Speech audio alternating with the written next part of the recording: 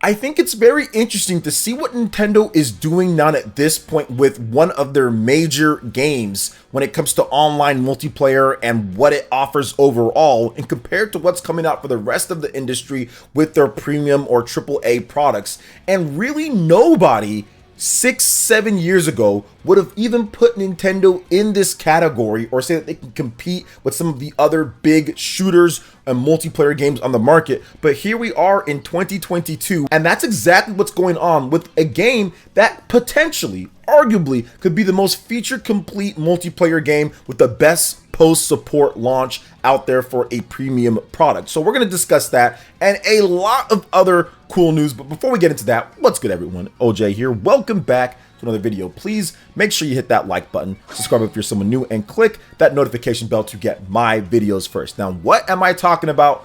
Well, we're discussing Splatoon 3 and how it stacks up to other multiplayer games. Now, on the Spawncast this past weekend, outside of a lot of people getting very angry about what I had to say about Mario sports games, don't worry guys, I'll say the same thing next week. No, I'm joking. We'll just leave it alone right now. But no, on top of this, guys, when we talk about Splatoon 3, the fact that we're sitting here and we are talking about Splatoon 3 being the most feature-packed or complete or best support over a game like Halo Infinite, it's incredible because right now there seems to be a disconnect, right? There seems to be a disconnect between the old school fans, the people that grew up in my era, and what we played for online multiplayer, what we played for multiplayer or local multiplayer, because I played all the way back in the day. I started with the arcades and everything. So what we played and what it transformed into to now and the new school with the games as a service, the Fortnite model, the free-to-play model. And I think that that's the interesting dynamic. That's the part where Halo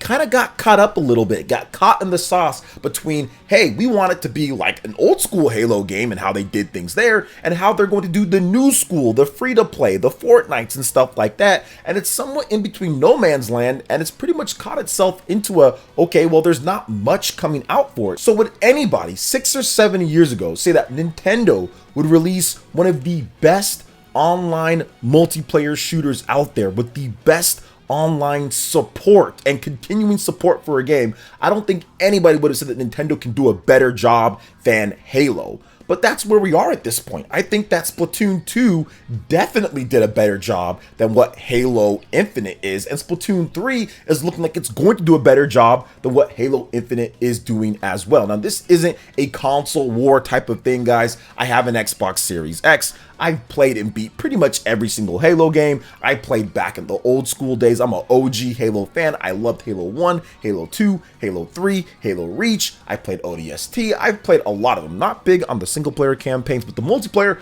I've been getting down with for decades now at this point. And while I'm not really too crazy or upset about Halo Infinite and what it did, I think that the game is good. I just feel that the support for it post-launch has been nowhere near as good as some of Nintendo's efforts with that, and nobody would have expected a Nintendo game like Splatoon to outdo Halo when it comes to post-launch support, when it comes to even just support modes and what they offer from the beginning. This is like a newfound type of thing for Nintendo that really started with Splatoon 1 on the Wii U, but it was the Wii U, so people didn't necessarily give it the credit that it was due, but really snowballed with the release of Splatoon 2. And Nintendo has shown over the years that it's been somewhat hit or miss. They're not perfect when it comes to things. We all know Nintendo's not perfect when it comes to everything multiplayer, but they've done a fairly good job at free updates and support for a lot of their multiplayer games. And although people do get angry, like the Mario Sports stuff, I think they do a great job with stuff like Splatoon. So I think that Splatoon 3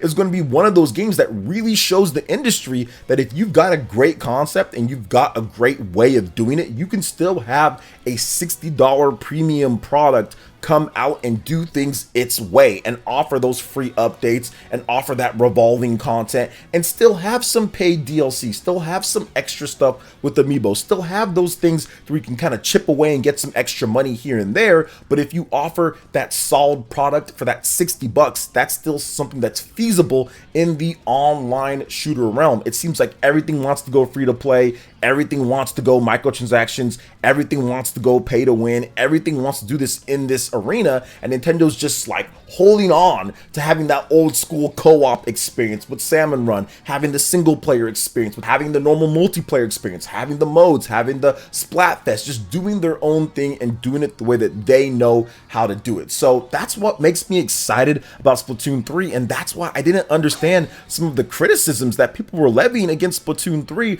right after we came off of Mario Strikers Battle League, and people complaining about it not having enough content or not being what it needs to be in terms of what people want. And then you get that with Splatoon 3, and all of a sudden there's something wrong with that. It's not new enough, or there's not this or that. I'm thinking, but there's a bunch of content. This is what you guys want for multiplayer, right? I think that it's interesting nonetheless that we're here at this point, and Splatoon 3 is looking like the most feature-packed, once again, premium product out there. We still have to look at Call of Duty. I don't know what they're going to be offering. Obviously, that's going to be pretty big. We know Warzone is a whole separate thing. Then you also have their other stuff. But when it comes to the first-party games out there between Microsoft, Sony, and Nintendo, obviously Microsoft has Activision Blizzard, so that's a little bit different, but I'm talking about their flagship franchises that we know them for, their IPs that they actually made. It's interesting to see Nintendo at this spot right here, because nobody would have guessed it back, before in the Wii U days, or even probably in the beginning of the Nintendo Switch days as well. But what are your thoughts on this, guys, when it comes down to it? Let me know in the comment section below. All right, and moving on to the next topic here, guys, we've got a big classic N64 game coming to Nintendo Switch Online.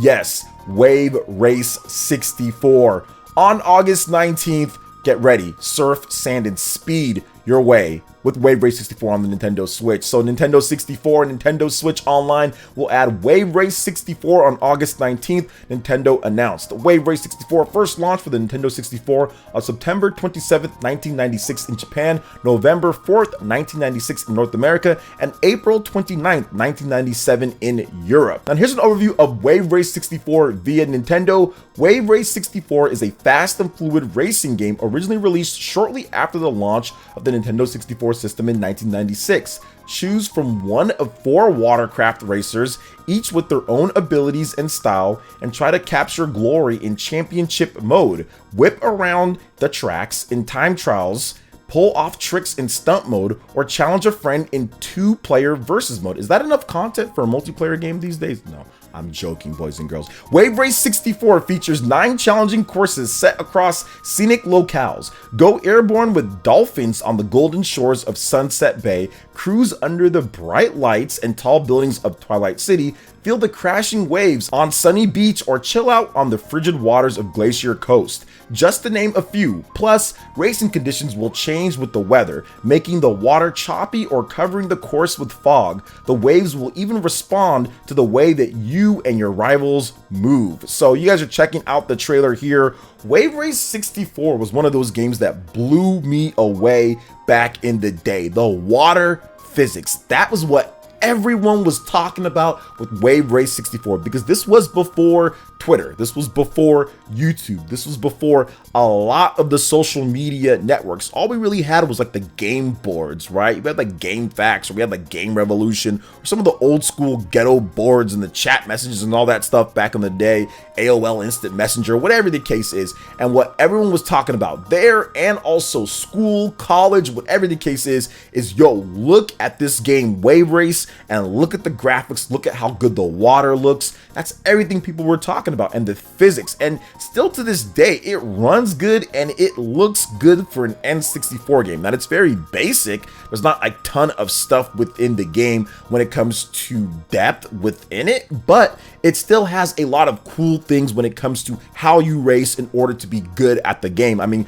there is skill associated with it. So I'm excited to hop back into it. I remember playing this game a long time ago, actually playing it quite a bit, and I haven't played it since back then. I think it's literally been like almost 30 years or whatever since I've played this game. It's been a long time, so I'm looking forward to maybe jumping back in with some of the elite ninjas here, the members on the channel, and checking out some Wave Race. Remember, it comes out on August 19th, so that is this Friday, so I'll definitely check it out. Not gonna sit here and say I'm gonna be playing Wave Race 24/7 on my Nintendo Switch, because I'm not, because Xenoblade Chronicles 3 and Soul Hackers is coming out later this month, and of course we have the new Kirby game, then Splatoon 3, then Bayonetta. So I mean, I'm not going to be playing this game a lot, but I think that it's a great addition, and I have to ask this when it comes to the Nintendo Switch Online. And I'm not going to say I told you so or anything like that, but I kind of did. I said that, look guys, they've got a lot of content that they can add to this service. I think that it's going to get better.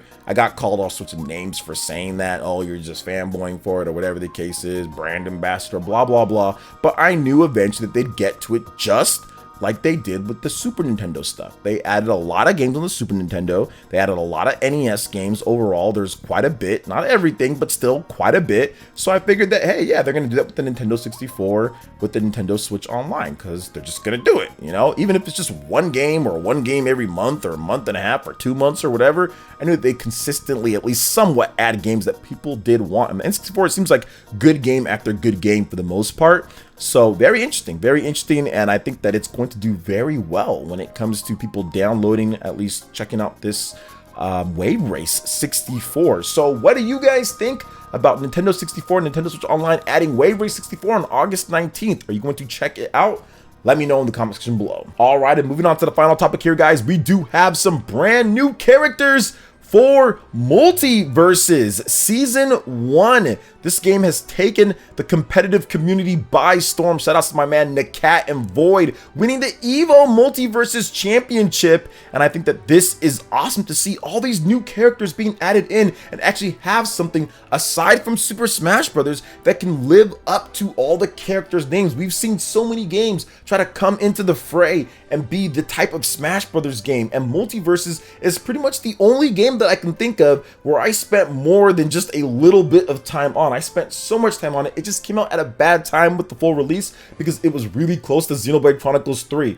But I'm definitely going to look into playing the game more because I played the game so much in the closed alpha. I played a lot. I've put a ton of hours into this game already, and this is really good. So let's check out some of these characters and what they have to say here. So DC's Black Adam and Stripe from Gremlins will join free-to-play platform fighting game Multiverses as playable characters in the coming months as part of Season 1, along with Morty Smith and Rick Sanchez from Rick and Morty. Publisher Warner Bros. Games and developer PlayerEssence Games announced. Morty will launch on August 23rd and Rick will follow later in Season 1. Now that's just not it, guys. New modes will also be added to Multiverses in the months ahead during Season 1, including Classic Arcade and Ranked modes. Now, Warner Bros. Games has announced that the launch of Multiverses Battle Pass, which allows players to earn in-game rewards and includes a free option with a variety of items, including the LeBron James I'm Freaking Robin character variant, alongside a premium option featuring the Taz Toon Squad 1996 variant, Task Force X variant, and more. Both the free and paid Battle Pass options include new badges, profile icons, banners, ringouts, and other rewards. Multiverses is now available across the PlayStation 4, PlayStation 5, Xbox One, Xbox Series S and X, and PC via Steam. So